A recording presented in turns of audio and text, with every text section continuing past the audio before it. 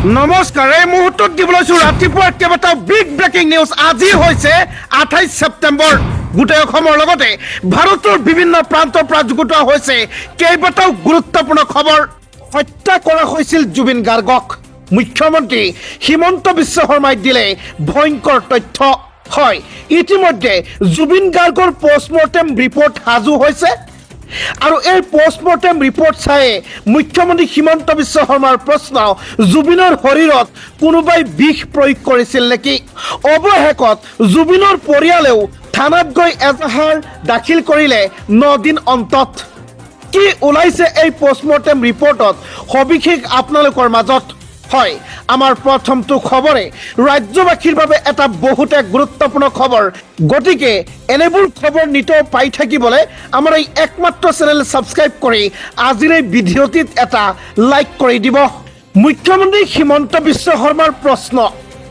জুবিনৰ শৰীৰত কোনোবাই বিষ প্ৰয়োগ কৰিছিল নেকি আমি জানিব বিচাৰিছো কাৰণ পোষ্টমৰ্টেম ৰিপৰ্ট ইতিমধ্যে হাজু হৈছে ৰাজহুৱা কৰাত বাধা মুখ্যমন্ত্ৰী হিমন্ত বিশ্ব শৰ্মাৰ হয় জুবিন গাৰ্গৰ পোষ্টমৰ্টেম ৰিপৰ্ট ৰাজহুৱা কৰাত অস্বীকাৰ কৰিছে মুখ্যমন্ত্ৰী হিমন্ত বিশ্ব শৰ্মাই এতিয়া প্ৰশ্ন হৈছে কি আছে এই পোষ্টমৰ্টেম ৰিপৰ্টত কি কৈছে মুখ্যমন্ত্ৰী হিমন্ত বিশ্ব শৰ্মাই আপোনালোকৰ মাজত মই উপস্থাপন কৰিছো ভিডিঅ'টি অলপ স্কিপ নকৰাকে শেষলৈকে চাই থাকিব সিংগাপুৰৰ পৰা মৰণোত্তৰ পৰীক্ষাৰ ৰিপৰ্ট আনিবলৈ চেষ্টা চলাইছো বুলি মুখ্যমন্ত্ৰী হিমন্ত বিশ্ব শৰ্মাৰ মন্তব্য জিএমচিএইচৰ পোষ্টমৰ্টেম ৰিপৰ্ট ইতিমধ্যে হাজু হৈছে তেওঁৰ শৰীৰত কোনোবাই বিষ প্ৰয়োগ কৰিছিল নেকি হয় এই প্ৰশ্নৰ পৰা এটা কথা বুজিব পৰা গৈছে নিশ্চয় পোষ্টমৰ্টেম ৰিপৰ্টত বিষৰ কিবা ওলাইছে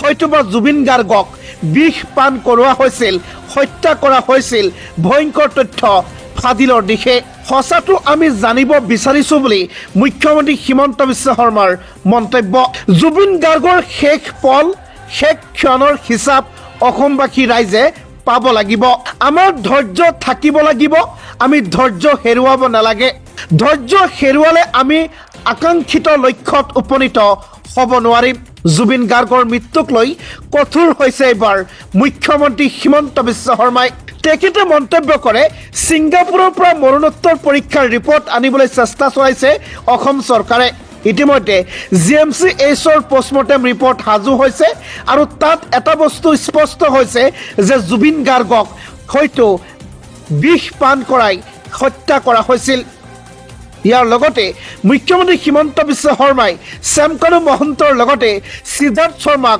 শেষ সকিয়নি দিছে কি সকিয়নি দিছে আপোনালোকৰ মাজত মই শুনাইছো শ্যামকানু সিদ্ধাৰ্থক শেষ সকিয়নি মুখ্যমন্ত্ৰী হিমন্ত বিশ্ব শৰ্মাৰ শ্যামকানু সিদ্ধাৰ্থক সকিয়নি মুখ্যমন্ত্ৰী ৰাইজৰ সন্মুখত হিৰণত কৰি চৰকাৰে বিচাৰি আনিব শ্যামকানু সিদ্ধাৰ্থক জামিনৰ চেষ্টা চলাই ভুল নকৰিব শ্যামকানু সিদ্ধাৰ্থই ফেসবুক লাইভ যোগে শ্যামকানু সিদ্ধাৰ্থক সকিয়নি মুখ্যমন্ত্ৰী প্ৰতিটো প্ৰশ্নৰ উত্তৰ তন্নকৈ দিব লাগিব শ্যামকানু আৰু সিদ্ধাৰ্থই অসমক নেপাল কৰাৰ চেষ্টা ভুলতো নকৰিব সকলোকে স্পষ্ট কৰি দিছো দুখীয়ে শাস্তি পাবই মই অসমৰ ৰাইজক কোনোদিন এৰি দিয়া নাছিলো আজিও ৰাইজৰ আবেগ ন্যায় দিম বুলি প্ৰতিশ্ৰুতি দিছো আজিও ৰাইজৰ আবেগক ন্যায় দিম বুলি প্ৰতিশ্ৰুতি দিছো জুবিনৰ সৈতে জড়িত প্ৰতিগৰাকী অভিযুক্তক শাস্তি দিয়াৰ মোৰ কৰ্তব্য আইনৰো ধৈৰ্য আছে কেনেকৈ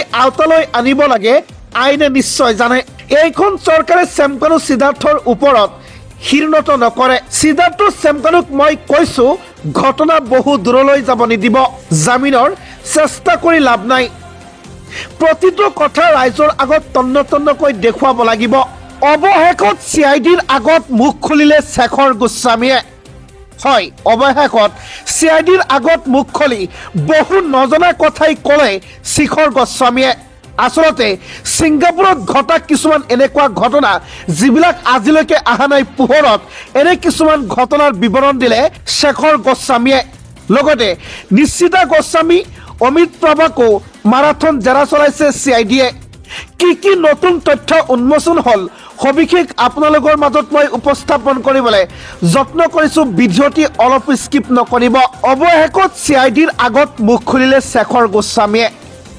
হয়, শেখৰ গোস্বামী জুবিন গাৰ্গৰ বাদ্যযন্ত্ৰী আছিলে। অৱশেষত CIDৰ আগত মুখ খুলিলে শেখৰ গোস্বামীয়ে। নিশ্চিতা গোস্বামী অমৃত প্ৰভাকো মাৰাথন জেৰা চলাইছে CBIৰ SIT দলে। 10 ঘণ্টাৰ জেৰাৰ অন্তত যাবলৈ দিয়া হ'ল শেখৰ গোস্বামীৰ লগতে নিশ্চিতা গোস্বামী আৰু অমিত প্ৰভাকো। জেৰাত বহু কথাই ক'লে শেখৰ গোস্বামীয়ে। ছিংগাপুৰৰ সাগৰৰ সাঁতোৰাৰ সময়ত জুবিন গাৰ্গে কি কৰি আছিল? জুবিন গাৰ্গৰ ঘটনাৰ তদন্তক লৈ কঠোৰ ৰূপ হৈছে মুখ্যমন্ত্ৰী। সমগ্ৰ ঘটনাৰ তদন্ত কৰি আছে CID SITয়ে। নিশাটো CIDৰ নজৰত থাকিব শেখৰ গোস্বামী। কাইলৈ পুনৰ হাজিৰ হ'ব লাগিব CIDৰ কাৰ্যালয়ত। ৰাজ্যবাসীক দিব লৈছোঁ আন এক বিগ ব্ৰেকিং নিউজ। জুবিন গাৰ্গৰ ৰহস্যজনক মৃত্যুৰ সন্দৰ্ভত পত্নী গৰিমা গাৰ্গৰ এজাহাৰ দাখিল হয়। প্ৰায় জুবিন গাৰ্গৰ মৃত্যুৰ 9 দিন পিছত হ'লেও জুবিন গাৰ্গৰ ন্যায় বিচাৰি গৰিমা গাৰ্গে এজাহাৰ দাখিল কৰে। এজাহাৰত কি কথা উল্লেখ আছে সবিশেষ আপোনালোকৰ মাজত উপস্থাপন কৰিছোঁ।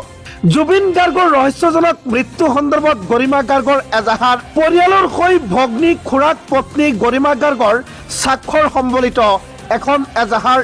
ছিংগাপুৰৰ ঘটনাৰ তদন্ত বিচাৰি এই এজাহাৰ।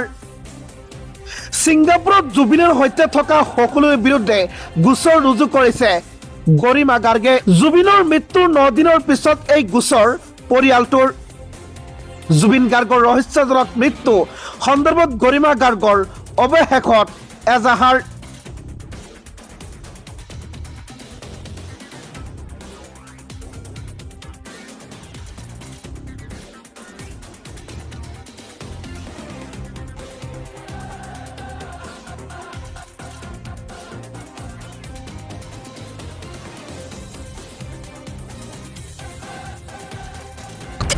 SITয়ে ফাদিল কৰিব নোৱাৰে জুবিনৰ মৃত্যুৰ ৰহস্য। অধিবক্তাৰ এক বিস্ফোৰণ মন্তব্য। হয়, SITয়ে কোনো পধ্যেই ফাদিল কৰিব নোৱাৰে জুবিনৰ মৃত্যুৰ ৰহস্য। কি কৰিব লাগিব সেইটো কথাও জনালে অধিবক্তাই। সবিশেষ জনাইছোঁ ৰাজ্যবাসীক। জুবিনৰ মৃত্যুৰ ৰহস্য ফাদিল প্ৰক্ৰিয়াত আহিব আইনী জটিলতা। কেৱল SITৰ দ্বাৰাই জুবিনৰ মৃত্যু ৰহস্য ফাদিল নহ'ব। CBIলৈ হস্তান্তৰ হ'ব লাগে জুবিন ঘটনাৰ। দুখনকৈ দেশ জড়িত হৈ আছে জুবিনৰ ঘটনাত। কেৱল CBIয়ে শীঘ্ৰেই দোষীক কৰায়ত্ব কৰিব পাৰিব। গুৱাহাটী উচ্চ ন্যায়ালয়ৰ দ্বাৰস্থ অধিবক্তা সমাজ। 3খনকৈ লেখ আবেদন দাখিল ন্যায়ালয়ত। CBI অথবা ন্যায়িক তদন্তৰ দাবী অধিবক্তাৰ। জুবিনৰ ঘটনা ন্যায়িক তদন্তৰ দাবী অধিবক্তাৰ। কেৱল SITৰ দ্বাৰাই জুবিনৰ মৃত্যুৰ ৰহস্য ফাদিল নহ'ব। জুবিনৰ মৃত্যুৰ ৰহস্য ফাদিল প্ৰক্ৰিয়াত আহিব আইনী জটিলতা। মই বুজি নাপাওঁ CID কিয় আমাৰ গোটেই অসমৰ জনপ্ৰিয় শিল্পী, আমাৰ অসমৰ হাৰ্থব ঢুকাইছে, আমাৰ অসমৰ হাৰ্থবৰ ইমান ডাঙৰ এজন শিল্পীৰ মৃত্যুৰ পিছতো কিয় এনেকুৱা ধৰণৰ ব্যৱস্থা গ্ৰহণ কৰিছে চৰকাৰে? CBI লগালে কি প্ৰব্লেম হৈছে চৰকাৰৰ মই বুজি নাপাওঁ। আপোনালোকে ভিডিঅ'টি কমেণ্টত নিশ্চয় জনাব।